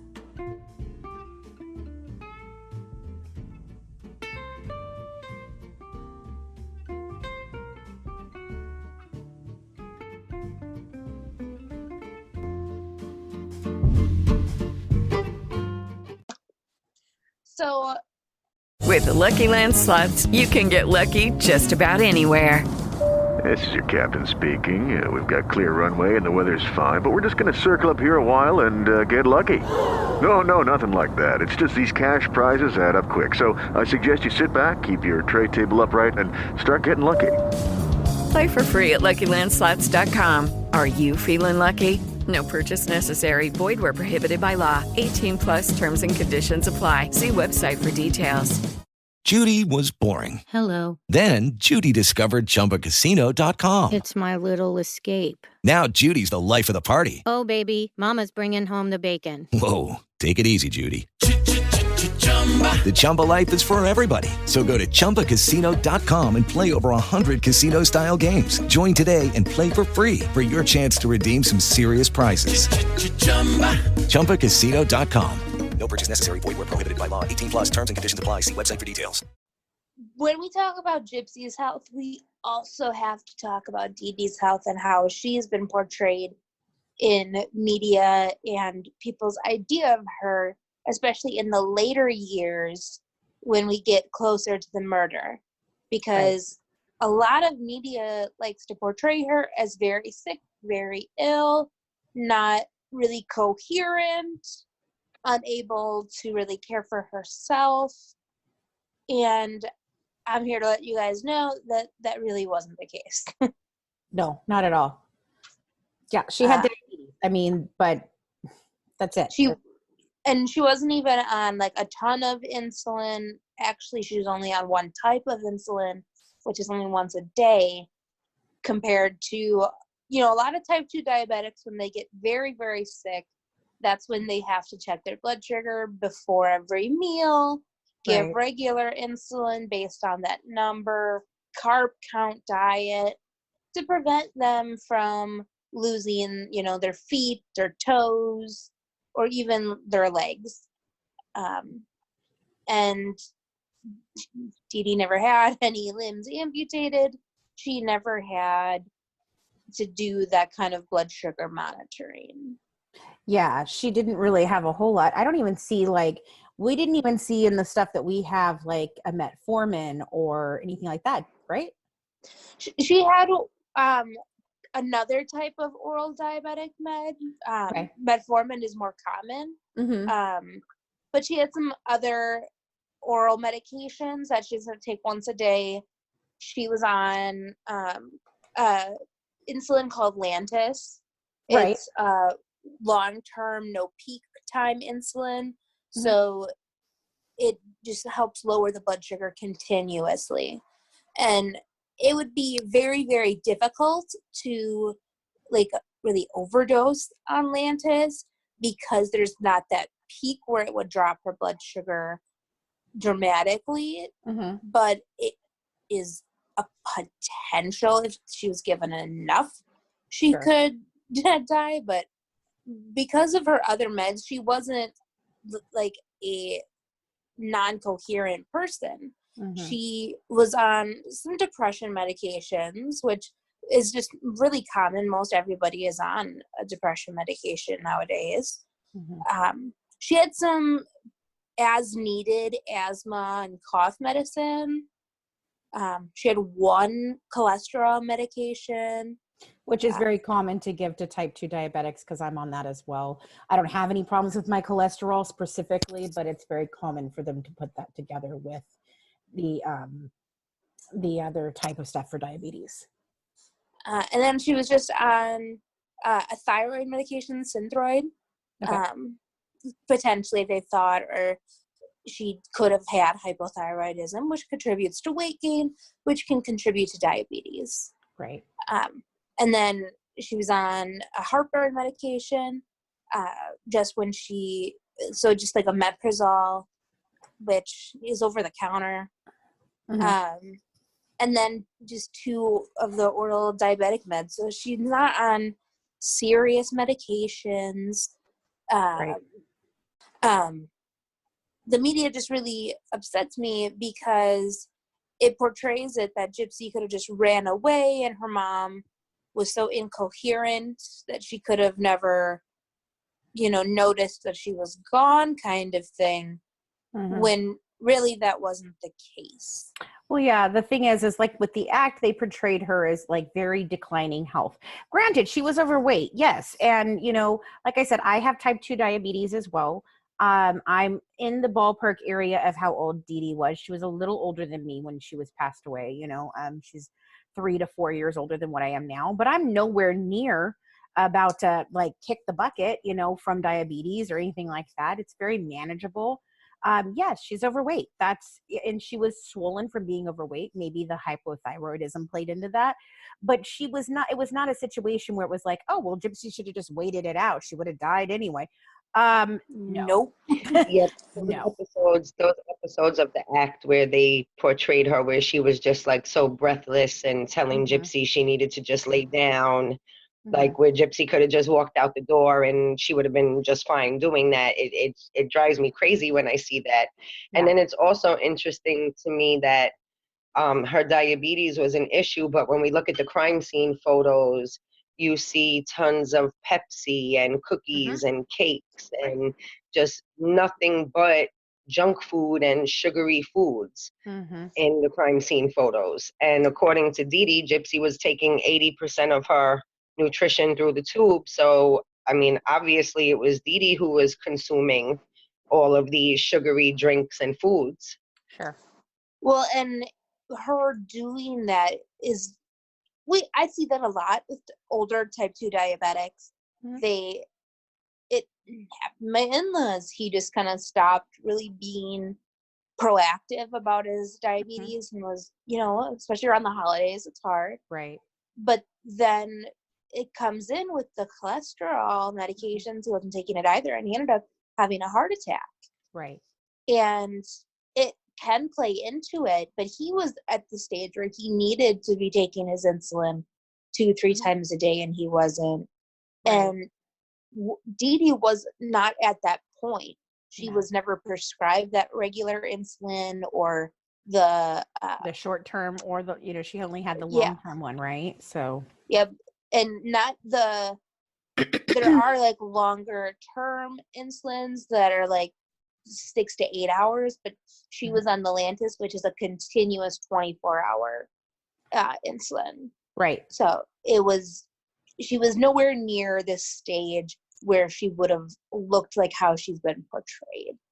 And yeah, I mean, she obviously packed on a lot of weight. I mean, when you look at her, you can see that. And even Rod said, oh my God, I didn't even recognize her, but she looked a lot like her mom. I mean, at that point she'd packed on the weight like her mother had, but beyond that, there wasn't any type of major medical history there that she was getting really weak or her cognitive abilities were failing. None of that. Nope. And when going along with that, we also have no record that Gypsy took Dee Dee's medications or that she took Gypsy's medications. Is it a possibility? Potentially, but there is no proof that that occurred. Well, I think the only reason that comes into play is because of Gypsy taking with her the pain medications. And I haven't seen the bottles. They were not pictured in anything to see if it actually says Dee Dee or if it says Gypsy on it, because Gypsy had pain medications of her own. So I'm not, I don't know where that rumor has come from, if it's true or not, but that's the big reason why people are like, oh, well, then Gypsy was just taking Dee Dee's medications or Dee Dee was taking Gypsy's medication. No. And we have no proof of that. And Dee Dee wasn't prescribed any opioid pain medications. And there was usually, when people get addicted to opioids, it's quite expensive to take medication like that. And overdoing it. And that's how people get addicted to heroin. And when people get addicted to heroin, they do not typically look like Dee Dee. Right. Usually people are strung out and they get very thin and not eating. Right. So there's a big difference. And if you look in the closet of medications, there is a lot of over-the-counter stuff in there. But that's not the only source of all the medication bottles in that house. Right. And Gypsy had her own multitude of different types of pain medications, benzodiazepines. There was no need really for Gypsy to have to take anything of her mom's. Right. And I don't think it would have been Dee Dee taking Gypsy's, because if that were the case, if Dee Dee's health was so much declining that she required Gypsy to help her eat or take any medications, then Gypsy would have just be like, oh, they changed the shape of this and take this, overdose on fentanyl. Right. Like, that would have been something much easier to do. I don't believe that Dee Dee would have given up that type of control either. Oh, no. If it got to a point where Dee Dee was declining that rapidly, I think we would have seen the part where she says, I hope we go together because one can't live without the other. I think that's where that would have come into play. Yep. And Dee Dee would have been like, well, I can't die and leave her here because then what happens, So I really truly believe, again, if it had gotten to that level, then we would have seen, I think that she would have controlled Gypsy and realized, okay, well, I'm getting worse and worse. I'm not going to be able to control Gypsy anymore. It's time for Gypsy to go. Because she couldn't have somebody, if Gypsy got the upper hand, man, there's no way. No. Well, and Dee Dee could have easily decided that at that point, just how Lacey Spears, put things in her son's feeding tube and he couldn't throw it up. The same thing could have happened with Gypsy. Sure. You put a crap ton of opioids in her formula, push it through the tube, and call it a day. Yeah. That's all that would have had to happen. Yeah. Or salt. Let's do that enough times. Don't go anywhere. The Good Wives will be right back. What if you could be a true crime detective right from the comfort of your own home? Dispatch is an interactive serial mystery that unfolds over several months. Imagine the experience of an escape room in your own home, a new kind of escape called Dispatch. It's a subscription box that is a step apart from everyday entertainment, better than a book, more engaging than television. Think of it as an immersive mystery where you wear the detective hat. The story begins with the first delivery, or dispatch, if you will. In it, you'll find physical clues that lead you to the web and back to the real world to unravel a mysterious crime. Grab a friend, the whole family, and your thinking cap, and get ready to put your heads together for one mind-bending ride as additional details are revealed with every package. Check out the description for a special link to grab your dispatch box today and start your own true crime detectiving.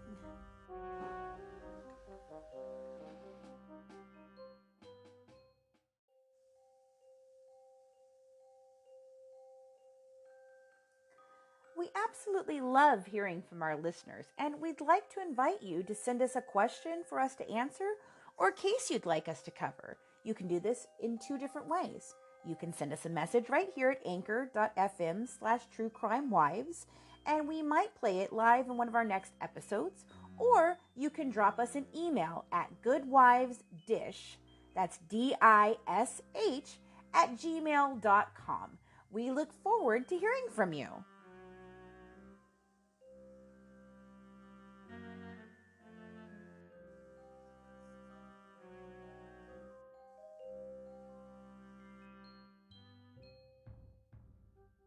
We recently were able to speak to a mom whose son had some pretty serious conditions that was seeing Dr. Flasterstein. Now, if you remember, Dr. Flasterstein is the one who, in the records, is who put in there that Munchausen by proxy and suspected Munchausen by proxy, but then never followed up. And then Dee Dee never went back to Flasterstein. So people have talked about the fact that he recognized it, but you might hear some different things here in this conversation that Colleen's going to share with us that we had with this mom and what was happening with her own son. So when her son was 5 years old, he started seeing Dr. Flasterstein, and he was on 2 different seizure medications on very large doses. But when he came to his mother's house, they moved to Illinois when he was diagnosed with seizures and was placed on liquid forms of seizure medications. But he started mentally declining and being unable to participate in school. And so his mom took him off all the medications because it seemed like it was pretty much an overdose of these medications without proper follow-up from Flasterstein. Now her son is an adult and doesn't take them. But originally, back when he was 6, his seizures were caused by getting hit in the head with a rock. And his seizures weren't like grand mal seizures with the shaking that typically somebody would expect of seizures. His were the absent seizures where somebody kind of just stares off into nothing. And the first neurologist that they had saw said that it was like hitting pause on a VCR. Right. And it's just, there's nothing happening. But his mom just kind of said that he appeared like a zombie. He lost a lot of weight. He wasn't just participating. He was just gone. Mm-hmm. It is Ryan here, and I have a question for you. What do you do when you win? Like, are you a fist pumper, a woohooer, a hand clapper, a high fiver? I kind of like the high five, but if you want to hone in on those winning moves, check out Chumba Casino. At ChumbaCasino.com, choose from hundreds of social casino-style games for your chance to redeem serious cash prizes. There are new game releases weekly, plus free daily bonuses, so don't wait. Start having the most fun ever at ChumbaCasino.com. No purchase necessary. VGW Group. Void where prohibited by law. See terms and conditions. 18+. Hello, it is Ryan, and we could all use an extra bright spot in our day, couldn't we? Just to make up for things like sitting in traffic, doing the dishes, counting your steps, you know, all the mundane stuff. That is why I'm such a big fan of Chumba Casino. Chumba Casino has all your favorite social casino-style games that you can play for free anytime, anywhere with daily bonuses. That should brighten your day a little. Actually, a lot. So sign up now at ChumbaCasino.com. That's ChumbaCasino.com. No purchase necessary. VGW Group. Void where prohibited by law. See terms and conditions. 18+. And all 3 of her sons have a seizure at some point in their life, but this one was the only one to appear like that, and he was looking very sickly. But Flasterstein did not do any follow-up testing or any EEGs or MRIs. Big surprise there. He just wrote large doses of medications without any follow-up.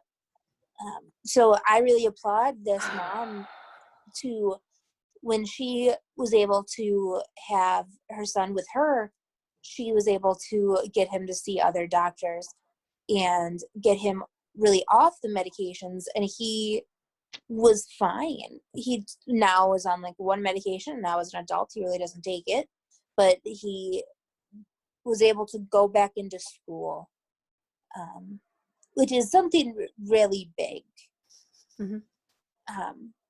And so around this time, this year, the year that the son saw Dr. Flasterstein was roughly around 2008. Now this mom, she describes her son as basically being a zombie when she saw him, right? Mm-hmm. And that was from all the medication that Flasterstein had him on. Yes.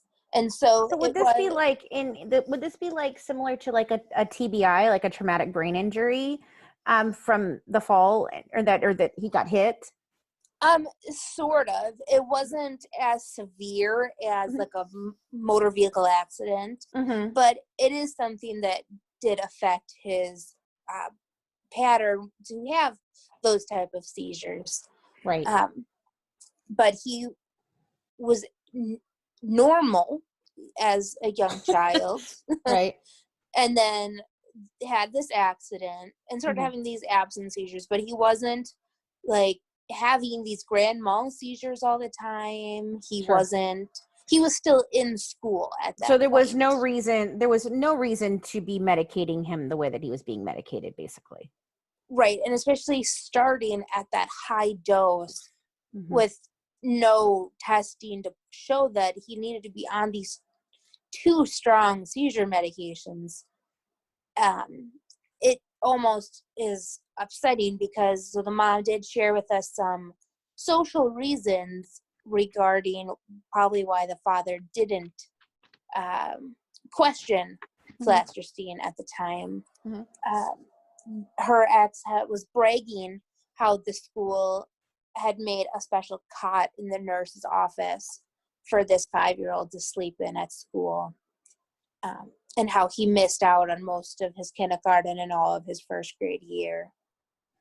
And his dad, the son's dad, and his wife at the time had been actually requesting more medications because they felt like they were overwhelmed with kids and just wanted him to kind of be that mindless zombie and not do anything. So kind of like the parents who give their kids Benadryl when they go on a long trip because they want the children to sleep. Yes, exactly. But on a larger scale. So again, we're seeing some sort of almost a Munchausen by proxy situation, but more not because of like, oh, I want to be the hero or I want to, cause my kid whatever. No, this is kind of the opposite of that of, okay, I'm so overwhelmed with all the children I have and I can't take care of them. So let's just put one of them into like this zombie-like state. That's pretty much what I'm getting from this. Yeah. Yep. 100%. And which is sad on the parents' part, the father, but also sad that Flasterstein really went along with it, saying just, okay, here's the medications you wanted him to be on, and I'm not going to do any follow-up, which, and I've talked before, seizure medications are no joke. Right. They affect your brain waves, they affect how your body reacts, and this is why a 5-year-old turned into a zombie. And see, this is where I think that this plays part into why Flasterstein did absolutely nothing about the fact that it was Munchausen by proxy. He can say all he wants that, oh, I didn't think I'd be believed, or no, you know what? You were a part of this kind of whole thing too, in the way that you medicate other children. And I'm sure that he was worried that if something happened where he got involved with some sort of, investigation into Gypsy's case, that other cases of his would be investigated as well. Yes, I 100% believe that there are other families out there who have encountered the same thing, or even potentially foster families for kids that have these kind of illnesses that don't really know any better, and they trust neurologists to take care of their kids and know what's best. And if a doctor says, take these 2 medications, they will help your child, that they'll do it because they want to help their child. And unfortunately, this mom encountered the opposite. She didn't have her son at the time, and her son turned into a zombie for 2 or 3 years. And when she got him, she took him off all the meds, and he was a normal kid again. That's so sad. Unbelievable. It's so sad. And that has to do something with the custody battle and all of that. Like, I mean, it's just sad. But these doctors, I mean, again, we come back to the absolute negligence of these doctors, these specific doctors involved in Gypsy's case and these other cases. Like we've said before, this is what makes this different than what happened with Lacey Spears, because with Lacey Spears, those doctors, they ran massive amounts of tests, and they didn't know. They didn't understand why. They didn't understand why. Whereas these doctors, they do almost nothing. And it's like, okay, let's just treat and treat and treat and treat and give and give and give and give and operate and give more medication, but with no reasoning of it. And it's very, it's apparent that a parent asked this doctor, oh, can you put him on more medication? Wow. And it just goes along with it. That's not okay. When a parent should not be telling the doctor what to prescribe, unless it's a situation where there's experimental treatment and the parent is on their last wit's end, and they're like, I found, there's a doctor across the country doing, this medication to help this. What do you think? Do you think that would work? Just gross negligence. It's just, that's what it boils down to, gross negligence. Yep. And this mom has said numerous times, and to other people, to not use flasterstein. Yeah. Now, after a while, she took her child to a different doctor, and everything came back normal with the child, and that was just it? Well, so all the testing from the different neurologists, the one that's not Dr. Flasterstein, showed that he didn't have as hard amount of seizures, or as bad, that he didn't require those medications. And they put him on a less severe seizure medication, but that was when he was a younger child. But as soon as he got into his teenage years, he didn't feel like he needed it. And now he's in his, I think, early 20s, and he doesn't take it at all, but he's fine.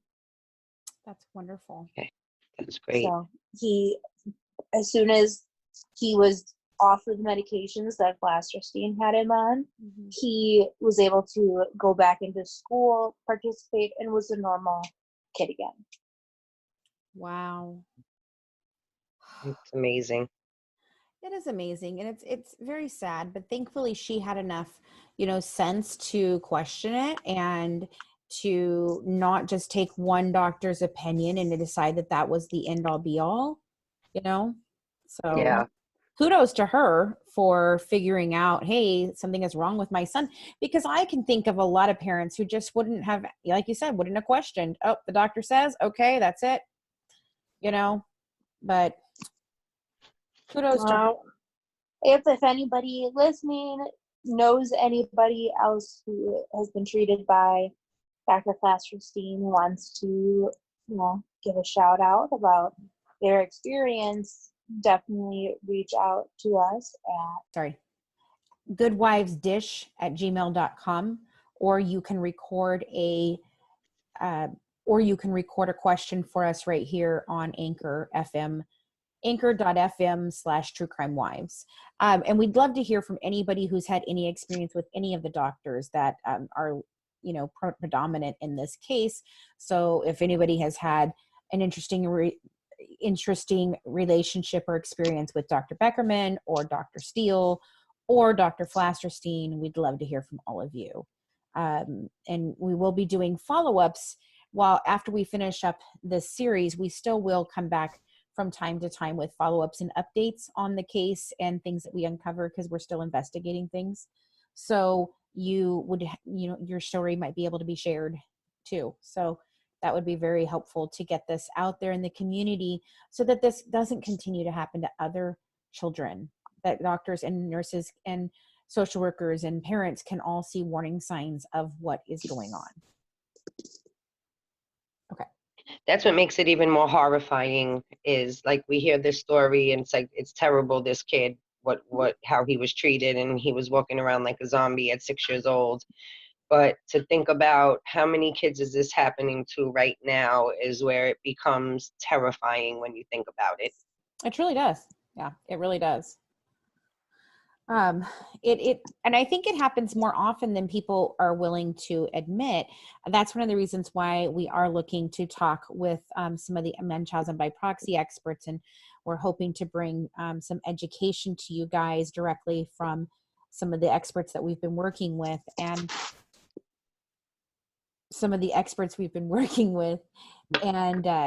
really try and do some more work in that realm.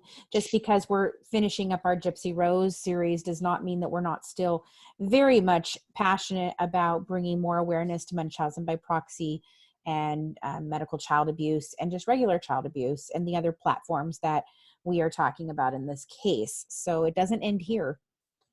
Yeah, not even close. Don't go anywhere. The Good Wives will be right back. Hey guys, Cajun Mama Ty here. Yes, you guessed it. I have a French saying of the day. It's not really a French word. It's actually a game we played as kids. At my grandmother and grandfather's house when I was young, which is where I stayed most often because both my parents worked. We called them Mommy and Papi. So we would play this game, and it was called Pass the Potato. All the grandkids would get around, and my grandpa would give us a potato, and we'd pass the potato around. He'd play music or he'd sing, and then when he'd stop the music, whoever had the potato, they were out. A lot of people used to call it hot potato, but what we called it was lâche pas la patate. Lâche pas la patate in Cajun French means don't let go of the potato or don't give up.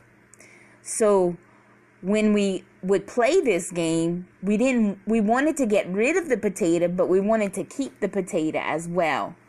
So here's to my younger days and lâche pas la patate, don't ever give up.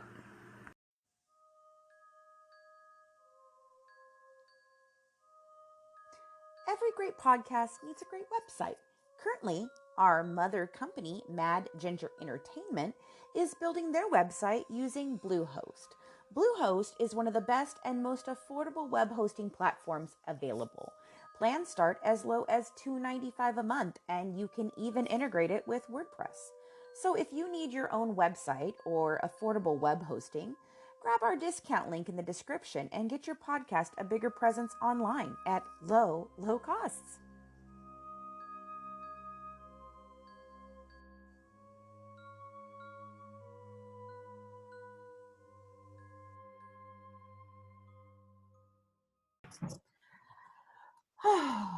Boy, it's always hard when we sit and talk about all the medical stuff. I think every time I hear it, it just, I don't know, it starts the feelings all over again for me. Does that make sense to you guys? 100%. It's emotionally taxing because anybody at any age has some experience in healthcare whether as a patient or a family member, and seeing what was happening to a child or teenager or young adult, and seeing what was being done to her, but also on the doctor's part of what they were willing to do to a person really without any reasoning. And it's David's Bridal, where brides and bridesmaids get fabulously dressed. We let our friends pick out what we wear, show off our dance moves, obsess over every little detail, hold your hand through it all, smile bravely when it's time to let go. Make your dreams come true. The things we do for love. Only at David's Bridal.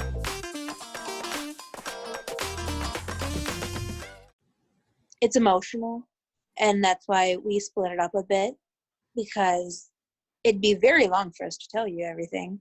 And we're only touching, I mean, we're only scratching the surface. I mean, we're giving you the highlight reel, guys. This is a highlight reel of what went on. You know, I think the reason why the medical reopens the wounds, I guess you could say, for us is because we hear stories in the news all the time about kids whose parents failed them or friends failed them. But to know that this girl spent so much of her time around mandated reporters and nothing was ever done to help her. That's, I think, why the medical makes it so hard, because we already know, okay, she's being failed by family members who see things and either don't know how to handle it or don't want to be bothered with it. But then to know that all of these professionals, these educated people who are supposed to recognize child abuse in whatever form it comes in, and nobody stood up for this girl. And that's why I think the medical is so difficult to go back into, no matter how many times we've seen it. Well, because I think, like, you know, we can sit and we can say whether Gypsy colluded or didn't collude, or we can talk about all the other different things of why she didn't leave or she didn't do this, or how Dee Dee, you know, manipulated her or abused her. But this thing, like, for me, like you said, it's that these doctors should have known better. And you trust doctors. And I think about my own experience. Like, my mom passed away from a stroke. And when she passed away, the doctor that was seeing her was not the doctor that had been caring for her for years. My mom lived down in California, and I had moved to Phoenix at the time. Well, my mom went into a coma, and I came down and got her. And the second that I walked into the room, my mom woke up. She had been unresponsive for a week. She heard my voice. She woke up immediately. I worked for 6 months to get her, to bring her to my home, and my mom passed away a year later. Now, my mom had, you know, juvenile diabetes. There were lots of things that could cause her, but we still thought we had maybe, you know, I'd say at the high end, another 5-6 years with her. At the low end, maybe 2-3 years, you know. We were not expecting that to happen. But what had happened was my mother had been having miniature seizures for years. When they did the brain scan, that was what they were able to show.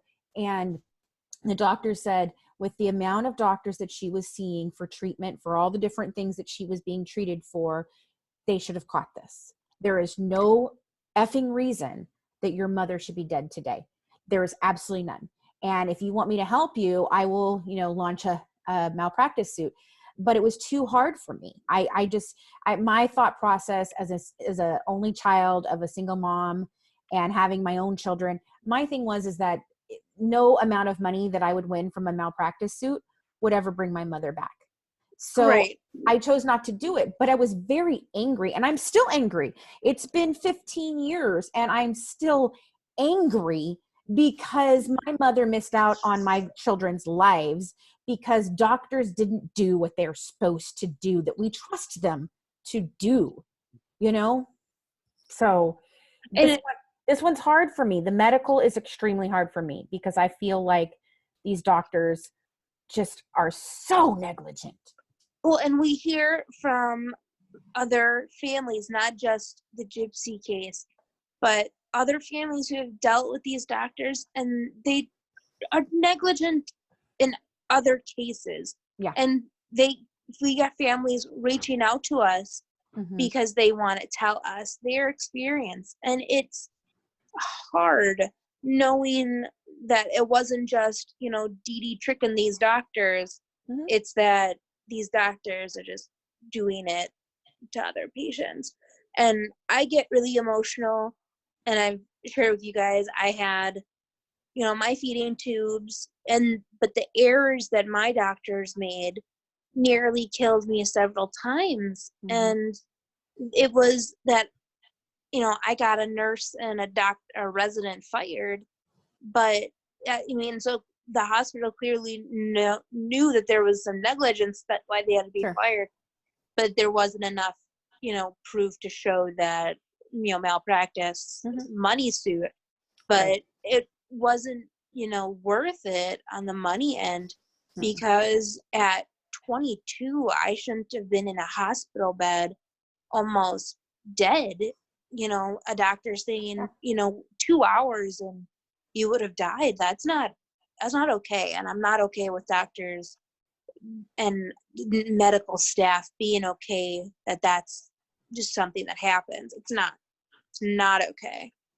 No, and it's very frustrating in this case. This is one of the things that, when I got involved, one of the very first things I asked about was a medical malpractice suit. And Christy had explained to me, oh, we've gone to so many lawyers and they don't want to take the case. And now I question that at this point, knowing what we know with, the family and how they are. I don't know I've never saw any proof that they went to lawyers and they turned it down.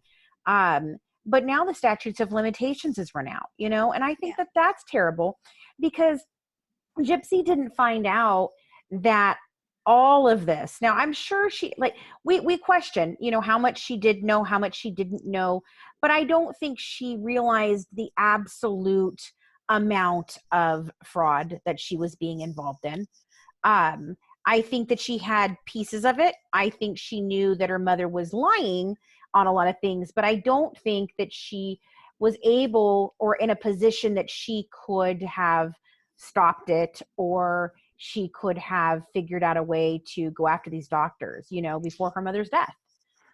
And so the statutes of limitations really irritates the crap out of me too, because now Gypsy has absolutely no way of getting anything, or any type of justice in this realm. And I don't know what documentary it was, where it was when she walked into the courtroom for the first time, when she walked, that was Mom and she's like, my lawyer had just told me that I didn't have cancer, and that, this pretty much she was fine. And I think that was, you can see it on her face that she didn't really understand the culpability and all the issues that were happening. Yeah. I mean, because you expect your parents to tell you the truth. And whether, like I said, again, I think that Gypsy knew early on that things weren't right, but I don't think she knew everything. I think that she really thought, well, okay, maybe we're telling some lies here or there, but I'm still sick, right? Like, I'm still sick. And I'm sure Dee Dee would tell her, yes, you're sick. Yeah, maybe you don't need to use the wheelchair, but it just looks good and you really are sick, and if you do this, you're going to get that. We've talked about that. But when she first started out, at 5 years, she was a kid. At 3 months old, at 5 months old, at whatever, she's a kid. And these doctors did all kinds of things to her, and they should be held accountable. I'm not necessarily saying that the answer is, some sort of lawsuit where she gets money necessarily, but they should be held accountable. And the hospitals should be held accountable. This should not, because if nothing happens, if nobody is held accountable for this, it will just continue. Mm-hmm. I question sometimes when it comes to Gypsy with that. I agree that I do think that at a certain point she understood that she was lying. I think she did have full faith in her mom, though, that her mom knew what she was doing, and you listen to your mom and you trust your mom. But at a certain age, when she did understand that a lot of it was lies, I question her mental stability from her mother, because who goes along, you know, I think she did feel like, okay, if I go along with this and I lie about this, we'll get this, or this, a trip or whatever it was. But there's really nothing you could offer me, Fancy, to get me to go under anesthesia. Not even once. No, but I think that for me, what it would be is that she, even knowing that they're lying or whatever, she, in her mind, to me, I would think that there had to be some thought process of, well, if there wasn't anything wrong with me, these doctors would know, right? Like, yeah. So it was. So she it's trusted probably, the people around her. It's probably it was probably very confusing for her. I'm sure she, like you said, there's nothing that would make me go under anesthesia for that. But then again, it's like, well, wouldn't a doctor know? So maybe my mom isn't, maybe I'm not. Yeah, like what's a lie and what's the truth. Right, yes. What she's supposed to know at that point. But that's what I mean. Like, I question what was going on in her head because of everything. Mm-hmm. You know, I know I can walk. I know I don't need this wheelchair. So maybe I don't need this other stuff. But then when mom takes me to the doctor, they say I need this stuff. They give me this medicine. So I have to be sick, right? But I can walk and I know I can eat. So what was like her mind? And then on top of that, if she was taking that seizure medicine at any time, like her mind had to be a complete and total mess by the time she got to where she went online and met Nick. Yes, clearly. Oh, of course. Had to be just a mess. Because she didn't have formal education at all. Right. I don't think she really was homeschooled at all. She has no concept of social behavior. She has never really had any friends in person. She is just with Dee Dee and the doctors. It's just those two. And so Dee Dee's saying, you're sick, you need these things. The doctors are saying, you're sick, you need these things. But your body says, I can walk, but, you know, I feel fine. Right, I feel fine. But, and then when it comes to, like, the fraud amount, I think it's, you know, Dee Dee telling her, if we get caught, if you say something, you've been going along with this, you are going to be in just as much trouble as I am. And I think those kind of confusing emotions on top of the multitude of other crap going on. And I think that was the beginning of the end. Once she hit that age and she said, you know what, I want a real life. I'm not going along with this anymore. And Dee Dee said, oh yeah, well, you try to leave. People are going to know that we were lying and me and you both are going to go to jail. Right. You know, and I think that was the beginning. I think that was the beginning of the period that they were fighting. There were a lot of arguments going on in the house that Gypsy talked about. Yeah. And I that think 2-year period of time where they were nothing. Yeah. I really questioned that period of time, like what was going on, where was there a struggle? Was that the beginning of Gypsy going, you know what, I'm going to find a way out. I don't know what it is. I don't know how it's going to happen, but I'm damn sure going to get out. Somehow this is going to happen because, you know, she started little by little finding a way, you know, little by little trying to enact different things of how to escape, but it just nothing took, you know, and I can imagine the hopelessness that she felt, like of like, no matter what I do, no matter what I say, no matter what happens, I go to these damn doctors and they just say more, you know, and I can imagine, like, and can you even think about like trying to explain that? Because we know that she's explained some of this to Nick in some ways. We have not seen all the text messages. We do have quite a few, but we still are missing quite a bit. And I wonder what those conversations look like. I can't wait till his appeal is over, whichever way it goes for him. I hope he gets some sort of amount of real care and help. And some, you know, I think the guy needs help, but whichever way the appeal goes, I'm excited to see the rest of the information that we don't have right now, you know, because there just had to be a struggle in her mind constantly. Right, because she's in her, early 20s? Mm-hmm. And all those feelings of teenage rage pent up, and then having to pretend you're like a 11-year-old. Right. Well, thinking about it, so they get the house in Springfield in 2007, and then it's 7 years between that to the murder, and I think that was a period of, she's 17, and little by little she began to really begin to understand, this is wrong. Something here is not right. I am not as sick as they say. I am not. I can walk. I can. And I believe that was a huge power struggle. I really, truly do. Thanks so much for tuning in and dishing true crime with the Good Wives. Don't forget to join our Patreon member club to get the full recipe shared tonight, inside documents and pictures from the case, bonus mini podcast episodes, live YouTube discussion, and an exclusive invitation to our discussion group on Facebook, and get some amazing Good Wives merch. Follow us on Twitter and Instagram at True Crime Wives. And for more inside information, check us out on YouTube at Murder by Design, where we're currently talking about a few different true crime cases, from bullying murders to serial killers. We dish it all. Have a good one from the Good Wives, serving up true crime, one dish at a time.